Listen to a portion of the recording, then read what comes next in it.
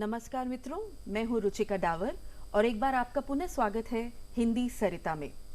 आज हम इस कार्यक्रम में एक ऐसे विषय पर बात करेंगे जो थोड़ा सा हटके है।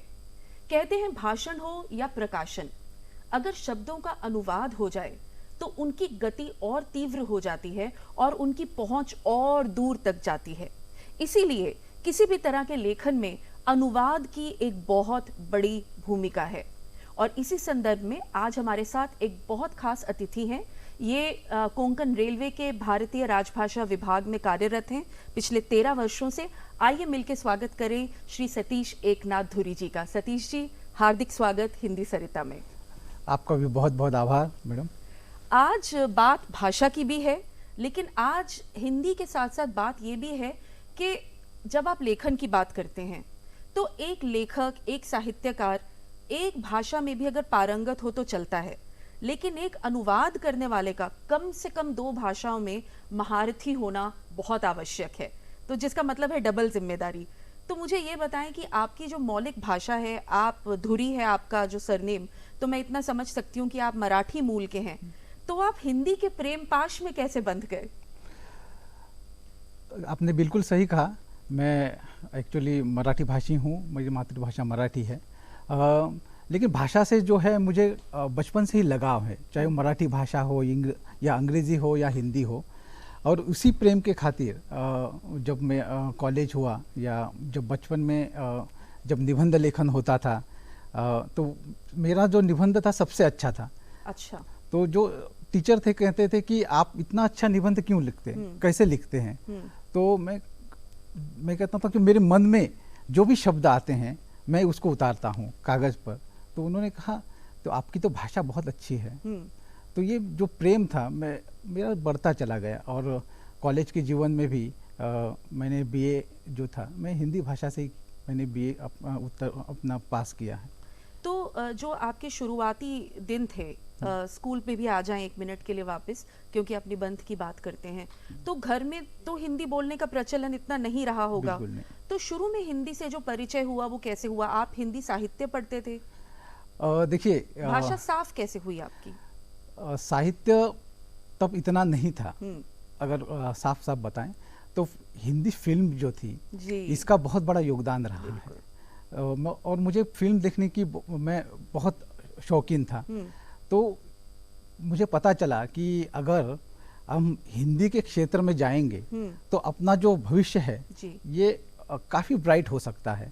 तो मेरे जो मित्र थे इन्होंने कहा कि हम मराठी विषय को चुनेंगे, लेकिन मैंने कहा नहीं, क्योंकि मराठी जो विषय है एक क्षेत्र तक सीमित है। बिल्कुल। तो मैंने ऐसे विषय को चुना जिसका क्षेत्र, जिसका दायरा बहुत बड़ा है। हिंदी आपके पटल को बहुत विस्तृत करती है। बिल्कुल। और आप राजभाषा विभाग में हैं, आप अनुवाद करते हैं, तो सबसे पहले बिल्कुल शुरू से शुरुआत करें। सबसे पहले तो हमारे दर्शकों को ये बताएं कि अनुवाद कितने प्रकार के होते हैं? देखिए, अनुवाद जो है ये मूलतः 2 प्रकार के होते हैं। एक जो होता है साहित्यिक अनुवाद और दूसरा होता है प्रशासनिक अनुवाद। साहित्य में जो गद्य है और पद्य है उनका अनुवाद होता है, और सरकारी कार्यालय में विशेषकर ये प्रशासनिक अनुवाद होता है। उसके भी प्रकार बहुत है, चाहे जैसे तकनीकी अनुवाद हो, विधिक अनुवाद हो, लेखा अनुवाद हो, इसके या सूचना प्रौद्योगिकी संबंधी अनुवाद हो। तो अनुवादक को इन सभी विषयों का ज्ञान होना चाहिए। बिल्कुल। या यांत्रिक संबंधी अनुवाद हो जी, तो इसका ज्ञान अनुवादक को बहुत ही गूढ़ अपने आप में शब्दावली है।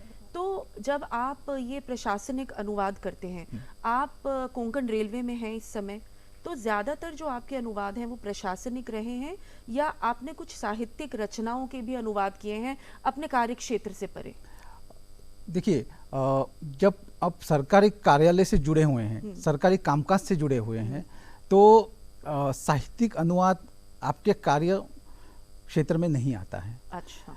तो हम जितने भी प्रशासनिक अनुवाद हैं वो अनुवाद हम करते हैं, चाहे वो कोई टेंडर निकलता है, चाहे वो ऑफिस ऑर्डर निकलते हैं, परिपत्र निकलते हैं, यस बिल्कुल, परिपत्र निकलते हैं, या जो रूल्स आते हैं, एडवाइजरी जो जारी होती है, उसका अनुवाद हम हिंदी और अंग्रेजी दोनों भाषाओं में करते हैं।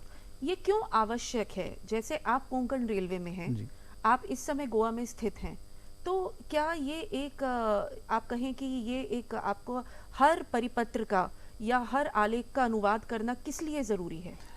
ये बहुत अच्छा प्रश्न है। देखिए, केंद्र सरकार के जितने भी कार्यालय हैं, बैंक हैं, जो केंद्र सरकार के अधीन आती है, केंद्र सरकार के पब्लिक सेक्टर है, जो सार्वजनिक उपक्रम है, और जो ऑटोनोमस बॉडी है, जो स्वायत्त निकाय हैं, वहाँ पर राजभाषा नीति के अनुसार 2 भाषाओं में अनुवाद होना चाहिए। अब आपको एक मैं उदाहरण देता हूँ। आप कभी रेलवे स्टेशन, मैं रेलवे से जुड़ा हूँ तो आपको एक उदाहरण देता हूँ। अगर आप रेलवे स्टेशन पर जाते हैं तो आपको उद्घोषणा, जो अनाउंसमेंट सिस्टम है, वो आपका क्रम देखिए। आप पहले आपको स्थानीय भाषा मिलेगी, उसके बाद हिंदी मिलेगी, उसके बाद अंग्रेजी मिलेगी। जो यात्री संबंधी जो बोर्ड लगे हुए होते हैं, वहाँ पर भी आपको क्रम वही मिलेगा, क्योंकि सरकार की यह नीति है कि जो अंग्रेजी भाषा है वो आम लोगों तक नहीं पहुंच पाती है। बिल्कुल सही बात है। और ज्यादातर आप रेल में जो यात्रा करते हैं वो भारत के हर एक कोने से आते हैं, हर तबके से, हर कोने से आते हैं। तो जो अनाउंसमेंट होती है या जो फलक लगे हुए होते हैं, जो वहाँ पर जो सूचनाएं होती है, तो आप अगर हिंदी में अगर उनको प्रदर्शित करें तो भारत के विभिन्न कोने से जो यात्री यात्रा करते हैं वो उसको समझते हैं। जी, और क्योंकि अब ये बात आपने कही है तो थोड़ा मैं भी अपने दिमाग पर जोर डालूं तो ज़्यादातर मैं जिन भी कभी मेरा किसी सरकारी उपक्रम में जाना हुआ है, तो मुझे जहाँ तक याद आया, बिल्कुल सही कह रहे हैं कि क्षेत्रीय भाषा एवं हिंदी एवं अंग्रेजी में आप हर चीज़ जो है वो लिखित में होती है वहाँ पर। तो इसका मतलब अगर हम इसको एक जीवन यापन के तौर पर देखें तो अपने आप में अनुवादक का एक जो करियर है, इसका स्कोप बहुत बड़ा है। तो अब आज इस साक्षात्कार के बाद भी अगर मुझे लगता है कि हमारे दर्शकों में से जो कुछ विद्यार्थी हैं या जो इस समय इस सोच में हैं कि आगे किस प्रोफेशन को वो चुने, तो अगर वो इसको एक प्रोफेशन की तरह अपनाना चाहें तो इसके लिए क्या क्या सीढ़ियां चढ़नी पड़ती हैं अगर आप अनुवादक बनना चाहें तो? देखिए, अनुवादक बनने के लिए सबसे पहले आपको, जैसे आपने ही कहा था कि अनुवादक को 2 भाषाएं आनी चाहिए। मैं समझता हूँ सभी जितनी भी भाषाएं हैं उनका ज्ञान आपको होना चाहिए, चाहे वो आपकी मातृभाषा न हो। जिस क्षेत्र में आप काम करते हैं उस क्षेत्र की भाषा को भी आप सीखने का प्रयास कीजिए। और अनुवादकों का दायित्व यही है कि भाषाओं को, शब्दों को ज़्यादा से ज़्यादा उसको सीखना है। और आपने जैसे कहा कि अगर करियर करना चाहते हैं तो मैं जो युवा पीढ़ी है जो या इसमें जो करियर करना चाहते हैं तो उनको मैं सलाह दूंगा, इसमें भविष्य बहुत उज्जवल है। इसको आप केवल केंद्र सरकार की नौकरी में अगर आप जाएंगे, इतना तक सीमित नहीं है ये। अगर आप पब्लिक सेक्टर में या जिसको कहते हैं हम लोग निजी क्षेत्र है, जी बिल्कुल, जो टीवी का क्षेत्र है, आज आप देखेंगे नेशनल ज्योग्राफी जैसे डिस्कवरी, वहाँ आपको हर एक विकल्प मिलता है भाषा का। क्षेत्रीय भाषा आप चुन सकते हैं, आप अपनी मराठी भाषा सुन सकते हैं, आप कोंकणी भाषा चुन सकते हैं। जी, उनका हर प्रोग्राम का हर भाषा में अनुवाद होता है। या कार्टून जब बच्चे देखते हैं तो उनका हर भाषा में आप अनुवाद उसका मिलता है। ये कौन करता है? बिल्कुल बिल्कुल। जो न्यूज़पेपर है वहाँ पर एडिटिंग है, स्क्रिप्ट राइटिंग है। जो विज्ञापन आप देखते हैं वो विज्ञापन में जो राइटिंग होती है, स्क्रिप्ट राइटिंग होती है। यानी मैं आप कहना चाहता हूँ कि बहुत से क्षेत्र में अनुवादक की आवश्यकता होती है। जी जी बिल्कुल।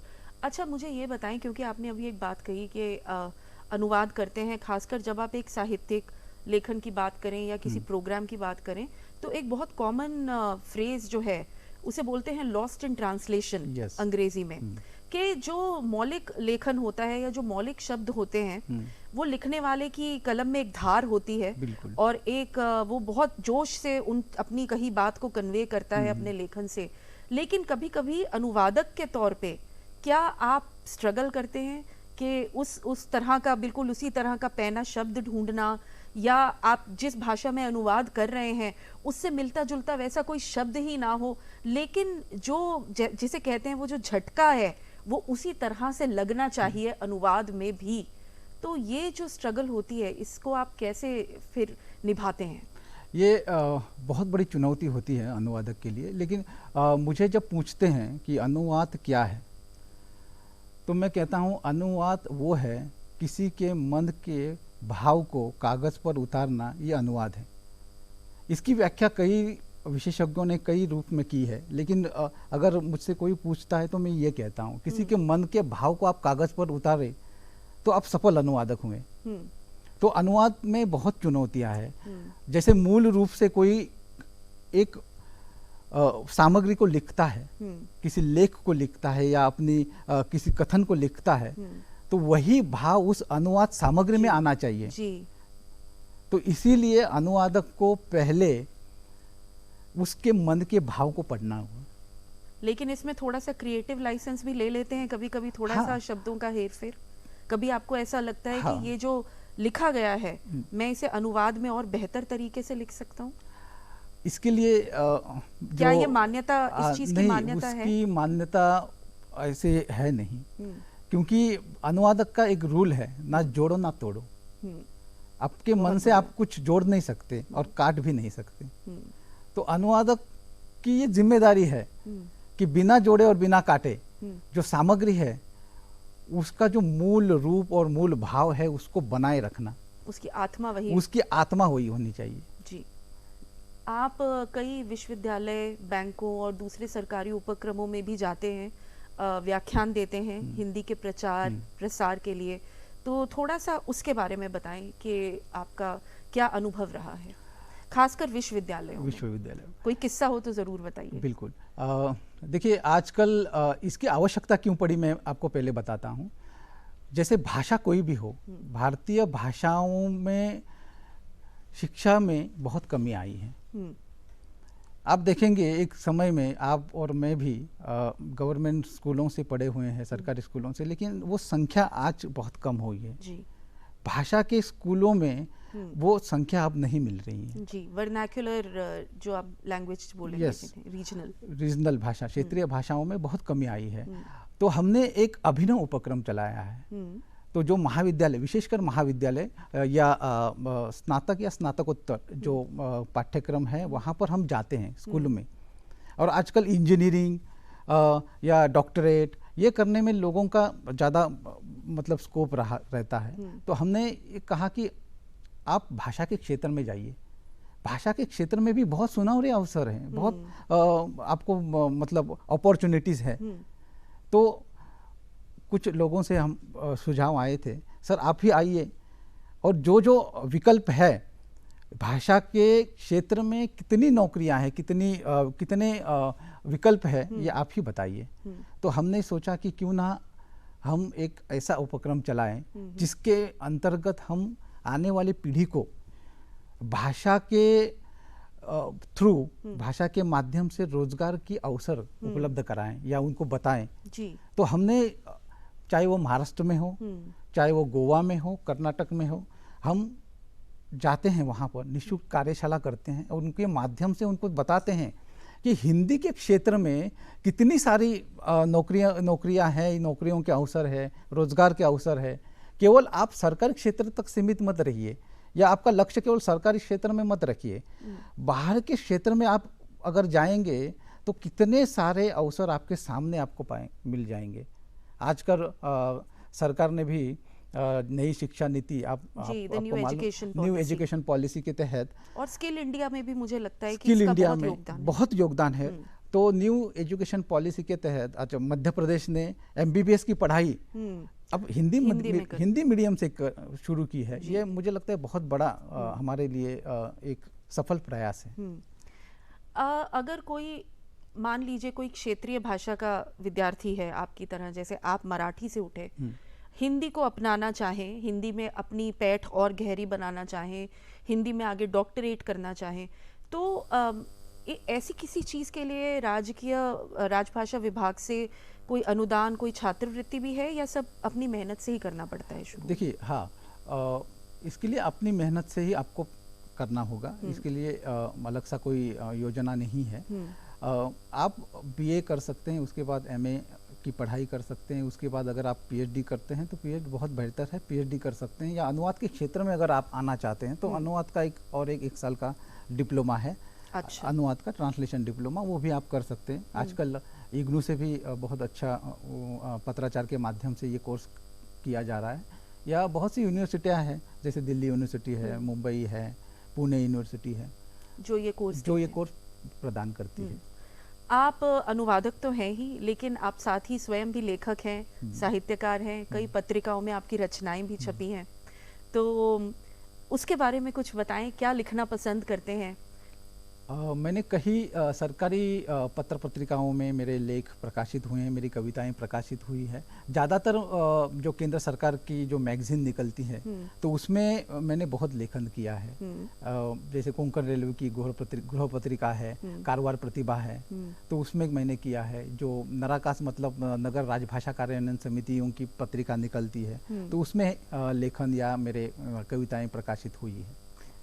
और उसके साथ ही अलग अलग जो आपने जैसे बताया कि मिलकर आप लोग जो हैं अलग अलग विश्वविद्यालयों में, महाविद्यालयों में जाते हैं, काफ़ी इंटीरियर रीजन्स में भी जाते हैं, तो ये सब मिलके जो एक ये संगठित तरीके से आप इस मिशन को आगे बढ़ा रहे हैं, इसमें कोई सरकारी सपोर्ट भी है आपको? बिल्कुल, प्रशासन से बहुत अच्छा सपोर्ट मिलता है हमें। और जब हम जाते हैं किसी महाविद्यालय में तो महाविद्यालयों जो टीचर होते हैं, वहाँ के जो प्रिंसिपल होते हैं, तो उनका बहुत अच्छा सहयोग मिलता है। तो हाँ, तो बिल्कुल वो ये कहते हैं कि आप फिर एक बार अगले वर्ष आइए। अच्छा। क्योंकि भाषा के क्षेत्र में बच्चों की जो उपलब्धता है ये दिन ब दिन कम होती जा रही है। तो आप जैसे अगर लोग आएंगे तो हम लोग बच्चों को समझा सकेंगे कि देखिए कितने सारे क्षेत्र हैं, उसमें आप अपना करियर खोज सकते हैं। तो हर साल जिस महाविद्यालय में हम जाते हैं तो अगले साल उसी महाविद्यालय में हम लोग जाते हैं, तो फिर से आमंत्रित किए जाते हैं कि एक बार आके बात कीजिए। जी बिल्कुल, क्योंकि किताब में पढ़ना और किसी को जीवंत अपने आगे बात करते देखना, जिन्होंने अनुवाद को एक सफल करियर बनाया है, तो इस दोनों चीज़ों में बहुत फ़र्क भी है। आप गोवा में पिछले 13 वर्ष से हैं। 13 वर्षों में गोवा का जो एक, मैं कहूँ कि एक हिंदी का इकोसिस्टम है। एक समय गोवा में ऐसे था जब हिंदी लोगों को बहुत कम समझ आती थी, बात तो हिंदी में करना ही बहुत दूर की बात थी। मैं बात कर रही हूँ जिस समय गोवा आज़ाद हुआ और उसके बाद के कुछ वर्ष। लेकिन अब पिछले 13-15 वर्षों में गोवा में हिंदी जो है बहुत बड़े तौर पर समझी भी जाने लगी है, बोली भी जाने लगी है। तो आपको गोवा में जो हिंदी का इकोसिस्टम है, आप उसे कैसे बदलता हुआ महसूस कर रहे हैं? देखिए, गोवा एक पर्यटन राज्य है और भारत के विभिन्न राज्यों से हर साल बहुत से सैलानी यहाँ आते हैं। तो इस कारण भी गोवा में हिंदी का प्रचलन बहुत बढ़ा है। और दूसरा योगदान ये है, जैसे मैंने आपको कहा, फिल्म का योगदान बहुत बड़ा रहा है हिंदी को बढ़ाने में। मैं 13 साल से देख रहा हूँ कि गोवा में मुझे ऐसा कहीं नहीं लगा कि हिंदी कोई जानता नहीं है, या मुझे ऐसा व्यक्ति नहीं मिला जिसने मुझे कहा कि मुझे हिंदी आती नहीं है। बहुत अच्छा हिंदी लोग बोलते हैं और उतना ही अच्छा समझते हैं। तो मुझे कहीं भी रुकावट महसूस नहीं हुई, या मुझे कहीं ऐसा नहीं लगा कि गोवा में इसकी वजह से मेरा काम रुका है, या गोवा में कहीं ना कहीं भाषा को विरोध हो रहा है। ऐसा कुछ नहीं है। नहीं, भाषा विरोध की तो खैर बात ही नहीं, लेकिन एक समय था जब हिंदी यहाँ बोलचाल की भाषा में बिल्कुल सम्मिलित ही नहीं थी। लेकिन आज आप जाते हैं मार्केट या बाजार तो बिल्कुल जो एक गांव, गोवा के गांव खेड़े में भी लोग जो हैं हिंदी में अच्छे से बात करते हैं। तो एक निश्चय तौर पर आप जैसा कह रहे हैं, फिल्मों की वजह से भी एक बदलाव तो बिल्कुल आया है, या कहें तो टीवी जो दूरदर्शन ने तो खैर हिंदी के लिए अपनी सेवा निरंतर दी है। इसके साथ ही अगर आप गोवा में हम बात करें तो आप इस समय, वैसे तो आप कोंकण रेलवे में हैं, लेकिन आपको क्या लगता है कि गोवा में जो भाषा है हिंदी, एक समय कुछ ऐसा आएगा कि गोवा में हिंदी जो है वो एक तरह से गोवा के परिवेश में बिल्कुल घुल जाएगी और बहुत ज़्यादा, जैसे आज आप एक कवि सम्मेलन करें गोवा में, तो आपको लगता है कि उसकी ऑडियंस मिलती है आपको? बिल्कुल, ऑडियंस तो मिलती है। क्या है, पूरा क्षेत्र में अगर हिंदी फैल गई तो लोगों को ऐसा लगता है कि अपनी स्थानीय भाषाएं कहीं ना कहीं उस पर प्रभावित हो सकती हैं या उस पर प्रभाव पड़ सकता है, लेकिन ऐसा नहीं है। लोग प्रोटेक्टिव हो जाते हैं। लेकिन ऐसा बिल्कुल नहीं है। जितनी भाषाओं का प्रयोग होगा, भाषा उतनी सशक्त और मजबूत होती है। आप देखिए हिंदी, मैं 13-14 साल से मैं गोवा में देख रहा हूँ, हिंदी वहाँ तब भी इसी फ्लो में चल रही थी और आज भी इसी फ्लो में चल रही है। कहीं भी स्थानीय भाषा को इसका नुकसान नहीं उठाना पड़ा। इसके स्थानीय भाषा का सिंहासन नहीं डोला है, नहीं डोला है, इसके उल्टा हुआ है। स्थानीय भाषा और ज़्यादा समृद्ध हुई है जी, और ज़्यादा विकसित हुई है। हिंदी ऐसी ही है, जितनी भी स्थानीय भाषाओं के शब्द है ये हिंदी ने अपनाए हैं और स्थानीय भाषाओं ने भी हिंदी के शब्द अपनाए हैं। आप किसी अगर छोटे दुकानदार के पास जाएंगे या कोई सब्जी बेचने वाला या मछली बेचने वाले जाएंगे, अगर आप हिंदी में उनसे बात करेंगे तो वो मिली जुली भाषा में जवाब देगा। देखिए, मतलब उन्होंने हिंदी को स्वीकारा है और हिंदी ने भी उन्हें स्वीकारा है। जैसे मैं हिंदी भाषी हूँ, अगर मैं किसी दुकान में जाता हूँ तो वो हिंदी का शब्द का प्रयोग करते हैं और कोंकणी के शब्द का भी प्रयोग करते हैं, लेकिन मुझे समझ में आता है कि ये क्या कह रही हैं। तो हिंदी ने भी उस शब्द को अपनी बात आप तक अवश्य पहुंचा सकते हैं। जी बिल्कुल। अब इसके आगे आप जो अनुवाद करते हैं, आप किन किन भाषाओं से किन किन भाषाओं में अनुवाद करते हैं? देखिए, केंद्र सरकार की जैसे मैंने पहले ही कहा कि 2 भाषाएं हैं, एक अंग्रेजी और दूसरी हिंदी। तो अंग्रेजी से हिंदी में हम ज़्यादातर अनुवाद करते हैं। कभी कभी ऐसा भी समय आता है कि कोंकणी भाषा में भी हमें अनुवाद करना पड़ता है या मराठी भाषा में भी हमें इसका अनुवाद करना पड़ता है, क्योंकि हमारा जो क्षेत्र है ये गोवा से होकर कर्नाटक की ओर जाता है, कोंकण रेलवे। तो कभी कभी कन्नड़ भाषा का भी अनुवाद करना पड़ता है। तो इसके लिए हम जो बाहरी सोर्स है तो उनकी सहायता लेते हैं। अच्छा। ताकि किसी वर्तनी में कोई गड़बड़ ना हो या अर्थ इसका न बदले, इसका पूरा ख्याल हम रखते हैं इसका। तो इसका क्वालिटी चेक कैसे करते हैं? एक बार अनुवाद हो गया तो उसके बाद की भाषा की जो गरिमा है, भाषा का जो लहजा है और जो आप जो एक ओरिजिनल जो चीज़ लिखी गई, जो मौलिक चीज़ लिखी गई, उसकी आत्मा जो है वो गई है कि नहीं पूरे अनुवाद में, इसका क्वालिटी चेक का मानदंड क्या रहता है? इसका बहुत क्वालिटी चेक जो इसका बहुत ज़रूरी है, क्योंकि कहीं ना कहीं अर्थ अनर्थ हो सकता है। तो राजभाषा विभाग पूरी तरह से इसकी पहले जांच करता है।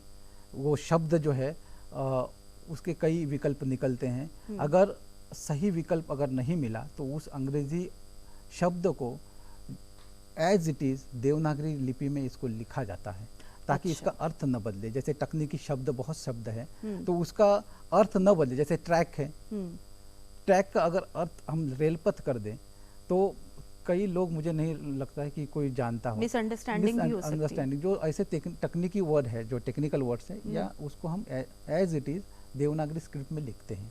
सो टेक्निकल और साइंटिफिक शब्दों को एज इट इज दूसरी भाषा में डाल दिया जाता है। हाँ, स्क्रिप्ट में डालते हैं। जो देवनागरी स्क्रिप्ट है उसको हम उसमें पढ़ा जाए हैं, क्योंकि आसानी से समझा जाए इसको। जी। अच्छा, इसके साथ ही आप स्वयं किन लेखकों या साहित्यकारों से प्रभावित रहे हैं? देखिए, साहित्यिक क्षेत्र में प्रेमचंद को मैंने हमेशा ही पढ़ा है। प्रेमचंद की कई किताबों को मैंने पढ़ा है। प्रेमचंद जी पर मैंने कई निबंध भी लिखे हुए हैं जो पत्रिकाओं में प्रकाशित हुए हैं। और जैसे प्रशासनिक जब क्षेत्र में आते हैं तो साहित्य से थोड़ी सी दूरी हो जाती है, क्योंकि वहाँ पर क्षेत्र बिल्कुल अलग है। आपको प्रशासनिक अनुवाद करना पड़ता है, जैसे मैंने कहा, तकनीकी अनुवाद करना पड़ता है, तो उससे थोड़ा सा ये क्षेत्र अलग होता है। आप अनुवादक हैं, लेखक भी हैं। ज़्यादातर जैसे आप कह रहे हैं कि जब हम प्रशासनिक अनुवाद के कार्य में आते हैं तो साहित्य से थोड़े दूर हो जाते हैं, लेकिन हर वो इंसान जो किसी भाषा से जुड़ता है, मैं ये बात मानती हूँ कि हृदय से वो एक क्रिएटर होता है, एक आर्टिस्ट होता है, इसीलिए वो भाषा की ओर खींचा चला जाता है। तो आपको कभी ऐसा महसूस नहीं होता कि ये जो ऑफिशियल, ये जो कार्यकलाप और कामकाजी अनुशासन, अनुवाद का काम है, दस्तावेजों का, लेखों का और ये सर्कुलर्स का, तो ये बहुत बेरस नीरस हो जाता है कभी कभी? इसमें क्रिएटिविटी का कोई स्कोप नहीं है, तो एक काम में कभी मोनोटनी जैसी कोई चीज़ महसूस नहीं होती आपको?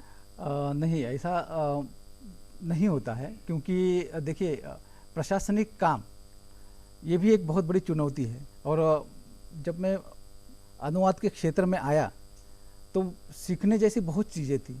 जैसे जैसे कैसे अनुवाद करना है, प्रशासनिक अनुवाद में सामने वालों को क्या कहना है, कौन सी भाषा का प्रयोग करना है, किस शब्द का प्रयोग करना है। तकनीकी अनुवाद का स्वरूप बिल्कुल अलग होता है। प्रशासनिक अनुवाद से तकनीकी अनुवाद अलग होता है जी। यांत्रिकी अनुवाद अलग होता है, लेखा संबंधी अनुवाद अलग होता है। तो ये बहुत बड़ी चुनौती है। मैं समझता हूँ कि नए नए शब्दों को खोज कर लाना और उसको ढालना प्रशासन में और उसको बाद में चलाना, ये अनुवादक कि मैं समझता हूँ ये अनुवादक के लिए बहुत बड़ी चुनौती होती है। लेकिन ऐसे काम में फिर क्रिएटिव सेटिस्फैक्शन कैसे मिलता है? आपको नहीं लगता कि at times it can be a thankless job? नहीं, ये सबसे बड़ी क्रिएटिविटी यही है। अच्छा, सबसे बड़ी। आप देखिए, किसी विभाग जो अनुवाद से नहीं जुड़ा हुआ है, जो बिल्कुल मतलब एक तकनीकी काम कर रहा है या ऑपरेटिंग संबंधी काम कर रहा है, उनको अनुवाद का कोई ज्ञान नहीं है। बिल्कुल। उस शब्दों को क्या कहते हैं इसको उनका ज्ञान नहीं है। जो आप उनको देंगे वो आप सही मानेंगे, वो तो उसी को आत्मसात कर लेंगे, उसी को आत्मसात कर लेंगे और उसी को आगे चलाएंगे।